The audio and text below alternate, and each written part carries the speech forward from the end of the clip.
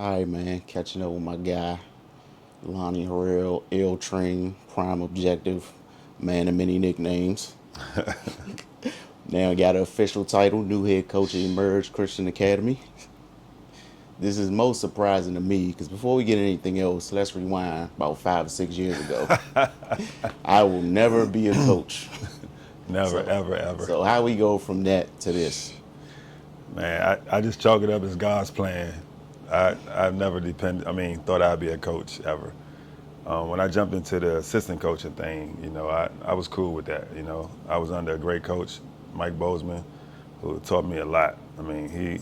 He caught me up to speed on a whole lot that I didn't know about, and I guess it just prepared me for now. But I didn't ask for it.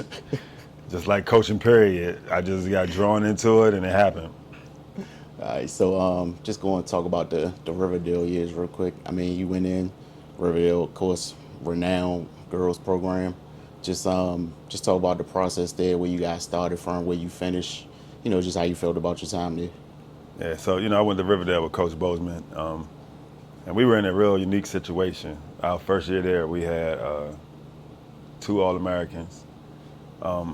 We had a pretty loaded team. That year, I think the highest we reached was like fifth, I think, in the national rankings. It was a challenge because it was our first year. We had to get to know these, different personalities, these different type of players, what they used to, what our game plan was going to be, what our style, who we are as a team, and dealing with players that's coming from, top level AAU programs and things. It was kind of a challenge to get them to, buy into our ways. But overall, it was exciting for me because I was mainly leaned on to be player developer, and working with girls who can actually play, and just adding to what they already had. I had a good time doing that. That was a lot of fun. So that got me excited, about the following years because, a lot of kids from our organization followed me to Riverdale and helping them grow and seeing what high-level talent looks like because they were young. They were all in middle school at the time. A few of them came to Riverdale as eighth graders, but they weren't, playing on the varsity team. But, working with those players who were seniors and with the skill levels that they had and playing on such a high level, playing with Riverdale, taught me a lot, to help prepare those younger girls. So what was it like? How did you manage the expectations? Stepping into a program like that. I know the expectation was to win. So how did you manage that, and what did you do to kind of maintain the legacy? Yeah, well, myself personally, I live for that. I'm for all the drama. How people say now they for all the smoke. When it comes to basketball, that's me. I'm for it all. Whether it's talking basketball, playing it, coaching it, I'm for it. And I actually was prepared for it because, the thing people said about our organization, Lady Prime, that, oh, they not on the circuit, they don't do this, they don't do that. But from day one, we always played the toughest competition. We played in every tournament possible that you could travel to, locally, whatever, and always ask for the best teams. Every time I scheduled a tournament, I always ask for the best teams. Some people wait until, they play in a weak pool and then go to the bracket and then you get the tough teams. No, I ask for the tough teams out the gate. So if we can't beat them, then we won't make it to bracket play, Right. So we've been doing that forever. And that just carried on. So the girls weren't shell-shocked. I wasn't shell-shocked. Playing on that level is different. The game is much faster, more skilled, so more coaching is involved. But, it's just a natural thing for me. I was used to it. So, your players play off of you. Right. They take on your character. So by me being that way and having that confidence, about the game, it just trickles on to the girls. So speaking of wanting to play the toughest competition, the DMV being a hotbed, you guys was on the road a lot, man. So, what made you have to take the show elsewhere? I'll be transparent about it. I'm not afraid to say it. I think the reason why we can't get local games is it's a recruiting thing. Like a lot of people are afraid that if you lose to this school or to that school, that's going to put them above you in recruiting. And I don't care about that. I wasn't worrying about that because I don't think that should be the thing that people, pick for what school they want to play for, what coach Right. they want to play for. It should be what you're going to get out that coach, what that coach going to give you that's going to help you go to the next level. And it sucks because last year we had 4 home games out of 40 games, and those 4 home games were against what's that? Capital Christian. No, it actually weren't even home games. So the home games was from teams that's on the road. They came to us. I mean, not local teams. They weren't local teams, except for Capital Christian. And Murray. Murray came to us too. Okay. So Capital Christian and Murray played us at home locally. Then we played Good Counsel. We played New Hope and this little DC thing. I mean, it's a DMV thing. We play NCA all the time. And I think that's it. But we call everybody.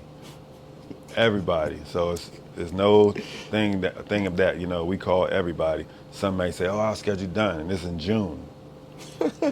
Always our schedule done, you know.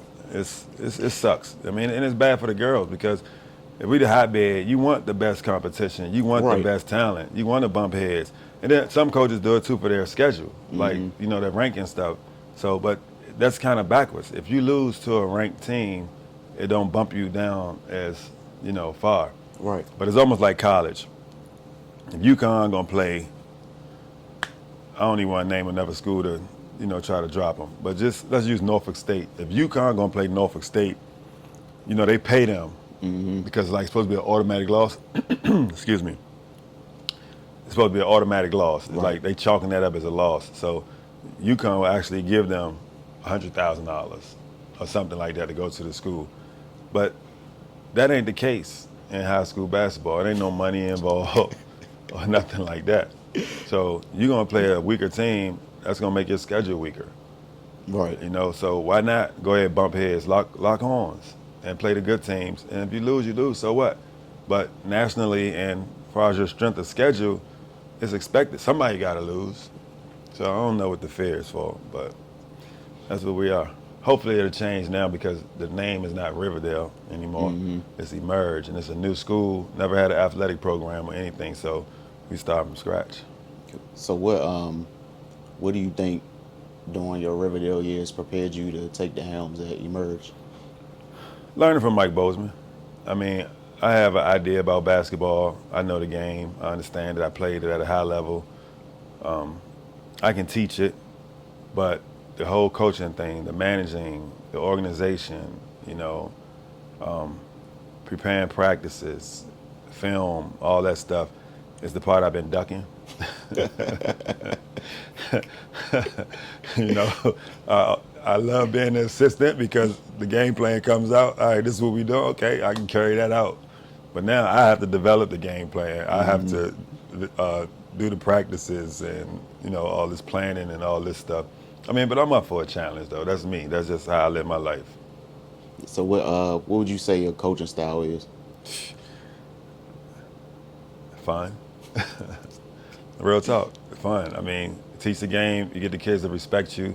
They'll do anything for you. You know, they be confident. That's the big thing. I'm a confidence builder. You know, I help kids raise their confidence, their self-esteem. But on the court, it's just high intensity. You know, in your face defense and run. Like, we're gonna be a fast-paced team. Everybody plays. You know, until certain situations, you gotta go with your dogs. But before that, everybody gonna come in, fresh legs. We gotta be in shape. You know, it's the game got sections. It's a track meet, then it's a chess game, and then sometimes the game be at a stalemate. You know, and you gotta play half court, slow game, and pick your poison. You know, you gotta be patient, take care of the ball and stuff. So, I mean, all 3 facets we will have, but we will definitely be known for our intensity on defense and running. All right, man. So when I came in, you had 2 laptops going, notepads everywhere, film on the TV.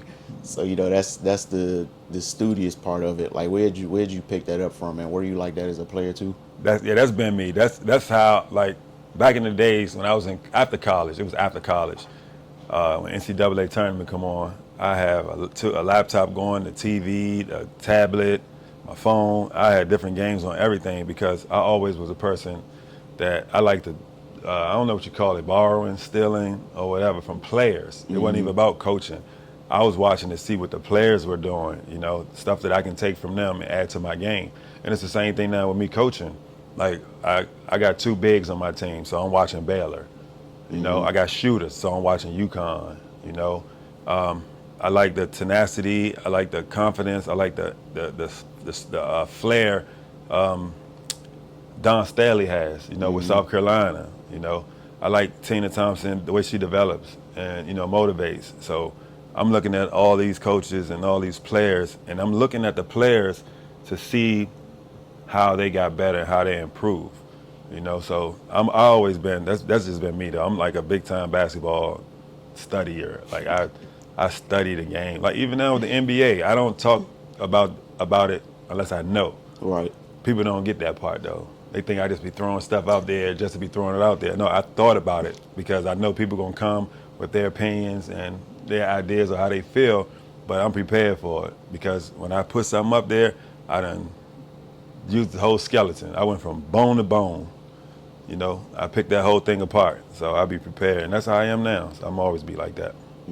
That's interesting. You said that you basically already got rebuttals as soon as you Already. post your post your original thought. Yep. But I mean, and even in our time coaching together, I kind of saw that's how you approach the game. So like, what how do you impart that mindset onto your players? And that's I think that's probably one of my biggest assets as a coach, is that I know that my demeanor, my style, my confidence, everything goes on to my team. And that's the relationship part of it. And today, the kids today different. They're Right. totally different. Like when we was growing up, a coach would bring some bricks in the gym and be like, line up and give you them bricks and be like, suicide. You can't do that with most of these kids today. Hell no, man. Not on this level anyway. Colleges, like Gino can do it, or Emma. If you go to UConn and he come in there with some bricks in a backpack and be like, put this on your back and give me 5 minutes on the clock, up and backs until that clock stop. They gonna do it for him. Right. Yeah. But on the AAU level, the high school level, you're gonna have some that's gonna rebel. They'll transfer schools and things like that. So it's real sensitive. But my style, I'm always, I never get rattled. In any moment, I'm always prepared for whatever. It could be .4 on the clock, and that's all you got left. I believe if I get the ball, I'm gonna make the shot, and I want my team to believe that same thing. Right. And it happened. We just had a fall league game, and a kid hit a big shot on us with 4 seconds left in the game, and I was just shocked. Like, first of all, this team shouldn't even be playing with us. Like, we should be up 20 points. And now, one point in time that I think we was about to lose. I'm just arguing with the ref trying to get some extra seconds because I called timeout and 4 seconds went off the clock. I'm like, hey, because I'm trying to determine where we're going to inbound. Like, I'm on to the next already. I already see the play that I'm about to draw up, who I'm going to get a ball to. Like, not one time did I panic. They come in the huddle. I don't be like, oh, Lord, dang. I'm like, all right, come on, y'all, look, this is what we're ready to do. Look, you're going to get a clean, open shot. Knock it down, let's go. 1 on 3, blah, blah, blah, blah. Draw it up, go out there, and Zai. Zai been with me since 3rd grade. I call her number, and it's funny because the teammates, they look at us like, you calling on Zai? Because, Zai quiet. She don't take a lot of shots in the game. She a floor general. But I'm like, yeah, that's who number I call. Get her the ball right where I told her. She got the look, confident. She just go in there, shoot the runner off, bam, go in, game over. We on to the next. And that's what coaches do. Like, your players take on your personality. They ready and confident in any moment. All right, so switch gears to AAU a little bit. You guys kind of took the summer off, with everything going on. But, some teams did try to salvage what was left of the season. What went into your decision not to play? The parents, the kids is first. As much as I wanted to be in the gym, bad as I wanted to play, and this is going to be a big summer for the 2022 kids. This is a huge summer for them going into their junior year. But that's what I left it up to. It's not that important. The kids more important, than anything else. So I told the parents it's their decision. If we have enough to play, we can play. I'm not going to hold up everybody else for a few. So, excuse me. So they decided towards the end. We played the last 2 weekends before school ball started, and I mean it was fun being back. They was out of shape. They weren't in basketball shape at all. But it was fun. I got a chance, and it was perfect for us because I didn't know I was gonna be the head coach. Right. I had no idea, no clue of that. So by me coaching them, because it's the same kids, the whole AU team came over with us. So coaching them for those 2 weekends just opened my eyes to get a chance to see what we could be. So the first day of practice last week, it was on a Thursday, Friday, and fall league started Saturday. We were a totally different team come Saturday that we were from those 2 AAU games that we played. You know, the AAU, I just let them play. They just going up and down playing pickup. You know, get their feet under them, you know, get some game rhythm and timing. But after we had those practices and we went into the fall league, looked like a totally different team. I'm excited too. I'm really excited. So with most of the girls from the AU team, moving over to the school team, like, do you think that kind of didn't hurt you as much, without having the summer season? I don't look at it as hurt because honestly, I was glad to get them a chance for their bodies to rest and heal. Because you know, soon school ends in March. I mean April. No, March. AAU start in April. Right. As soon as AAU end, you get like a month almost, and then school start. You start doing strength and conditioning and everything, and you jumping right back into it. So that break, you know, kids was working out. Some of them got stronger. The bodies rest, so everybody coming in healthy. I like it actually. I do like it because it's a lot of pressure on these kids doing Yeah. too much. Parents got them training twice in the day, then come to practice and all that stuff. Like they're beating the kids down mentally and physically. But kids don't. A lot of them don't speak their mind, not to their parents. You know, Right. some Yeah. parents Yeah. gonna think they being soft, or if you're not doing it, somebody else is. That's the biggest thing I've heard growing up, that if you ain't working out, somebody else is. No days off. That's a lie. I know this kid that's 6 feet tall, probably 5'11", NBA Hall of Famer, my close friend who never worked out. But his heart bigger than muscles, and the heart is a muscle. But it worked for him. And not saying that kids should do that, Right. but all Right. that no days off, it's will desire. If you have skill, you can work on your skills. But all that, like, people doing too much, man. They doing too much. So with you having the opportunity, basically take a summer off, you think you might start a revolution and just make that a regular thing? Only issue is because kids want to do it. Right. Yeah. They Yeah. want to play. Like, I'm really like, the AAU thing is cool. It's fun. I like it. I like the fun part. It's traveling. You know, you get to spend time with the kids and the parents. You know, always have a good time on the road. I would like to limit it.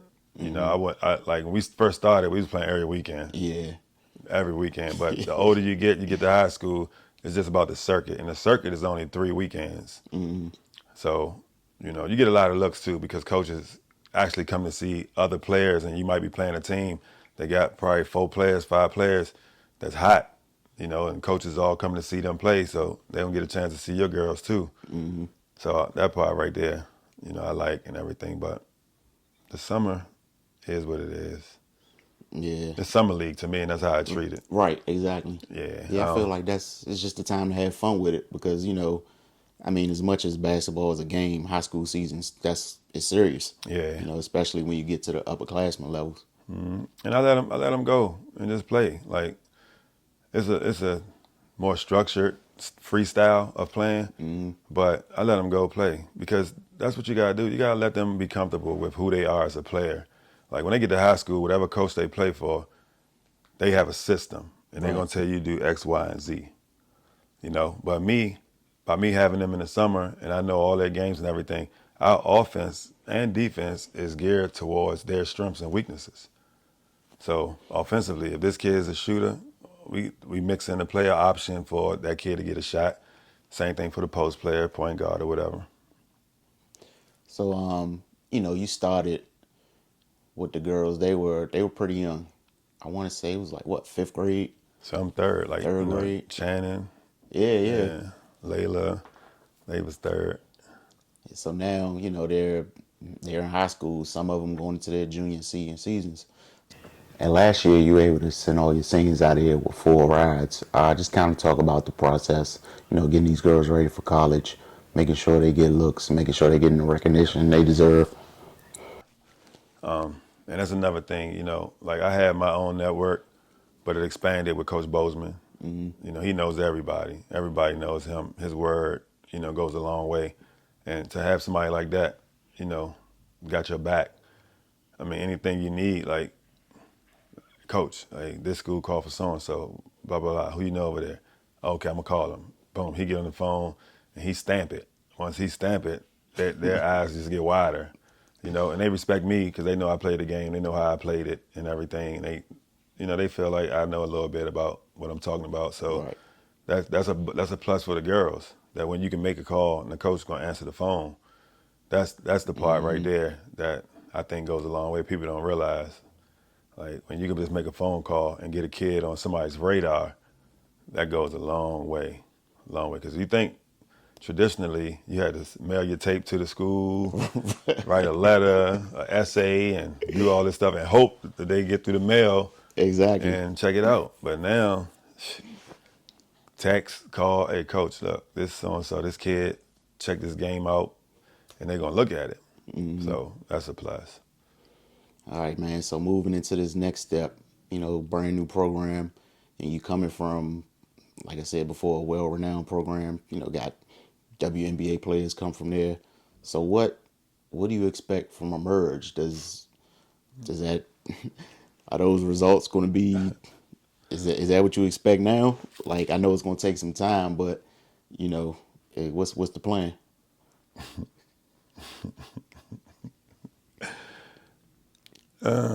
How can I say this without sounding arrogant, cocky? I just like to use the word confident. We're going to build a program, a damn good program, and it's going to do what it's supposed to. What Riverdale is doing, Riverdale's a name.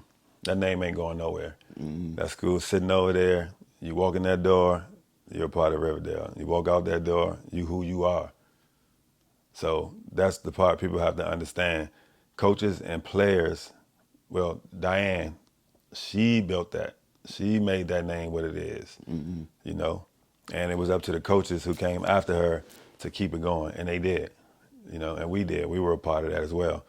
So the next coach that go in there, he got to do the same thing. Right. Here at Emerge, I've learned that over there, how that culture works, how that name worked, that umbrella, pretty much.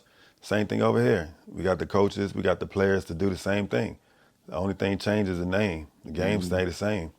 So we're gonna do something real big, real big. And the timing is perfect because the girls are juniors. They started with me. They're juniors, so we're gonna have 2 years to build it up. And then, we got our young crew that's going to be coming behind. And I think that's probably one of the most exciting things is that at Riverdale, we didn't have a drop off because, we got organization, so we could pretty much feed. But I think now being at Emerge, it's going to open the doors up for more players from other organizations. Excuse me, because this area is kind of selfish. Yeah. It's kind of selfish. Like we got kids all over. We got kids at St. John's. We got kids at New Hope. We got kids at everywhere. I mean, any school. McNamara. We had kids everywhere. So even in the public schools, Dunbar. We don't care about that. We don't have no fear of that. People be afraid. Oh, they go play over here. They go to Riverdale. They gonna go play with Prime and all that. I don't do that. I don't recruit people, kids.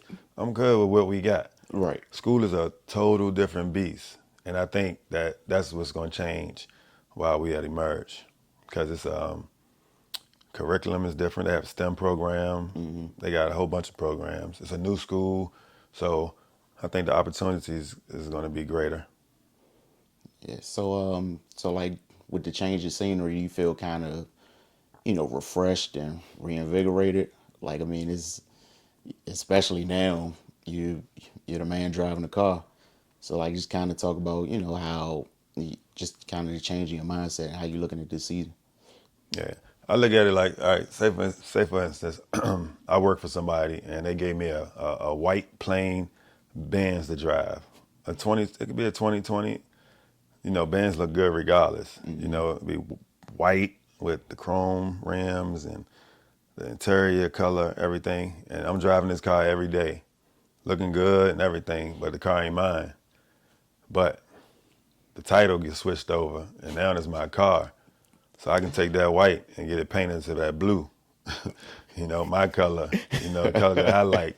I could take them chromes off and put on some mags or, I could do whatever I want now. I could trick it out, so that's how I feel. Like I'm gonna emerge, new place, new face at the head. All the things that I learned, from coach that I was under, I'm bringing with me. I'm not gonna forget that because, we had a great run. Great coach, a great run, and I could just add my little kit to it. So I'm excited. I'm ready to.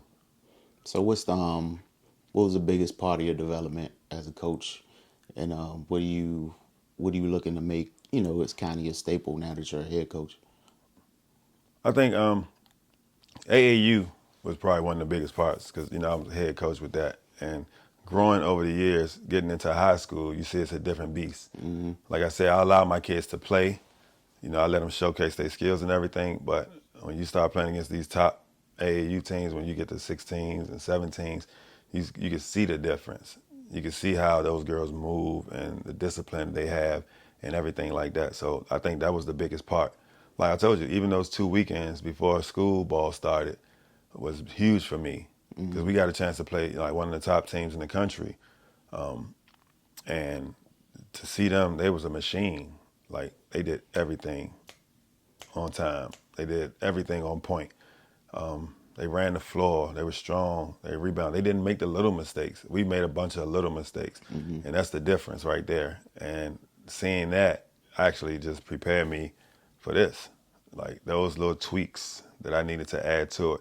But school is different from the summer. Summer we practice twice a week. Right. But we didn't because of the pandemic, so we didn't have a chance to practice. But school, is 5 days a week. So, you got time to clean everything up. You got time to put everything in you need, the discipline, the fundamentals. That's the key to fundamentals, So my whole thing is I want kids to go to school. I want to continue what we did at Riverdale. Last year at Riverdale, we had 7 seniors, 7 scholarships. The year before that, 4 scholarships. The year before that, 5 scholarships. We want to continue that every single year. So this year, we have 4 seniors, 3 already committed. We got one more who got offers. She just hasn't committed yet. So we'll have those 4 go out the door. Then the year after that, we got juniors, like 4 juniors, same thing. So I just want every year, just have that 100% scholarship rate. Man, you know what I think your biggest challenge is going to be as head coach? What's that? You got to dress up on the sideline. Nah, what's so crazy? Check this out. I'm not dressing up. I'm not. I'm going to be a sweatsuit coach because one thing I always say, in some moments, I feel like I'm in the game with them. And I'm not going to feel that way in a suit. Right, yeah. And suits, I get it. Man, trust me, I do get it. But this high school, I'm not getting paid for this. I'm not going to go buy Armani and Tom and all this stuff. I'm not doing that. Like, I feel like I'm in the game when I'm out there coaching. Like, I see stuff because my mind is still a developmental mind. Right. So when I see stuff, I be all into it like, she should have did this, she should have did that. And then when she come off, I tell her, this is what I saw. If you did this, so if it happened again, try this, try that. Like, I feel like I'm in the game. I'm not going to, with a suit, the movement not the same. You're tight. That's why you see they sweat, their arms stuffy, be sweating and stuffy. Man. Yeah, I'm not a stuffy coach. I need to be loose. Sweatsuit, man. Sweatsuit me. This was last night though. I was just thinking about that because I had a meeting with the head of the school last night. And I thought, to see if I thought he was gonna say something about attire, but that's my decision anyway. Right. Because I was ready for, like I told you, I think about things before I discuss them. So my mind was already set on the answer for that. If they said anything about wearing a suit on the sideline, because it's a Christian school and stuff, I'm sweatsuit, buddy. Hey, man, still get the same results. Same results. Ain't nothing changed, man. Nothing changed. I might switch it up one day and be like, I mean, not for the season, but just one game or something maybe, and be like, all right, y'all, everybody, let's dress up for this game. I do that, but trust me, it ain't gonna be no big game like a top team. Nah, I ain't gonna be sliding up and down the court. I need my sneakers. I gotta squeak with them. Hey, wait, give me one word to describe your mood going into the season. Can I get 2 words? I give you 2. Cheat code. That's what it's gonna be about this year. It's gonna be that. It's gonna be. I'm just joking though. I just wanted to say that, but nah, for real. I just want to say different. We're gonna look different. We're gonna be a different type of team. Just like when we came into AAU. AAU, and I'm being real. The girls' side wasn't like it is now when we got here. The way we brought that style in, opening it up, letting girls play their game, more so like play like boys. Let them showcase their handle, shooting deep threes, man to man. Nobody wasn't playing man to man. Everybody was not. playing zone. We was in your face, full court, man to man the whole time and everything. Like we really changed the game, and we're about to change it again. We're about to change the whole style again. Trust me, it's about to be fun. It's gonna be fun. All right, I ain't gonna ask you how. I don't want to give away all the game. No, I mean it's gonna be the same thing. It's gonna be in your face. It's gonna be a fast-paced game, but it's gonna be entertaining. It's gonna be entertaining. It's gonna be structured entertainment. Yeah, we're gonna have fun. Sounds good, man. But shoot, definitely appreciate you giving me a couple minutes. Oh, definitely. Thank you. I can't wait to see what y'all put out there on the court. Yeah, man. Maybe we could do a postseason recap. Yeah. When it's all said and done. Yeah, definitely. But definitely appreciate you again. Got Lonnie Harrell, L Train, Prime Objective, head coach, visionary, salesman, brand marketer, all that. All right, man. We catch y'all next time.